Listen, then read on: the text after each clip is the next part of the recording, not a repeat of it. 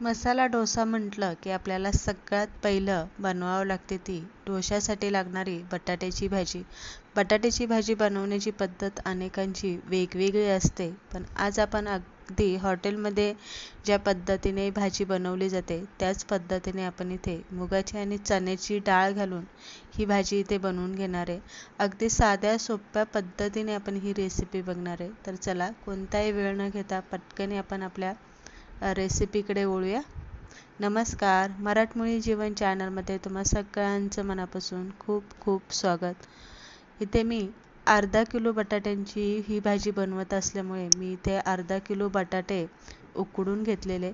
लसूण मात्र आपल्याला यामध्ये ठेचून घालायचा. अर्धा लिंबू आपल्याला लागणार आहे. कोथिंबीर बारीक चिरून घेतलेली आहे. हिरवी मिरची मी इथे बारीक चिरून घेतलेली आहे. कढीपत्ता मात्र आपल्याला यामध्ये भरपूर घालायचा.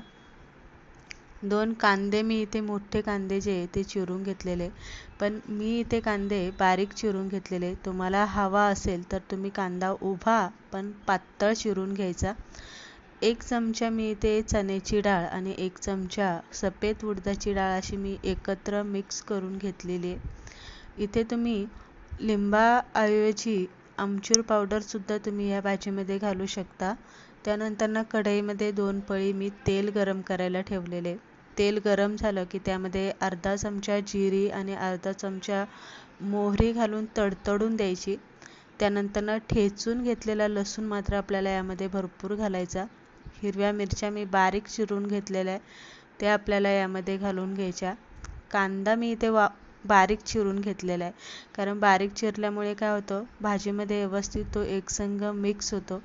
पण इथे जर तुम्हाला कांदा बारीक न चिरता उभा चिरलेला कांदा आवडत असेल तर तुम्ही इथे उभा चिरून घेता, पण पातळ चिरून घ्यायचा. थोडासा कांदा आपल्याला तेलामध्ये परतला की त्यामध्ये आपल्याला कांदा साईडला करायचा आणि नंतर आपण ज्या 2 प्रकारच्या डाळी घेतल्या त्या घालून थोड्याशा तेलामध्ये परतून घ्यायच्या आणि नंतर आपल्याला हे सगळं हलवून घ्यायचं. आता त्यामध्ये आपल्याला हिंग घालायचा आहे. अर्धा चमचा हळद आपल्याला यामध्ये घालायची.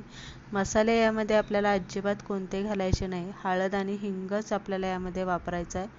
चवीप्रमाणे मीठ घालायचं आहे आणि 1 चमचाभर मी इथे साखर घालून घेतलेली. आता अर्धा किलोच्या प्रमाणात मी बनवत असल्यामुळे मोठा 1 चमचा मी साखर घातलेली आहे.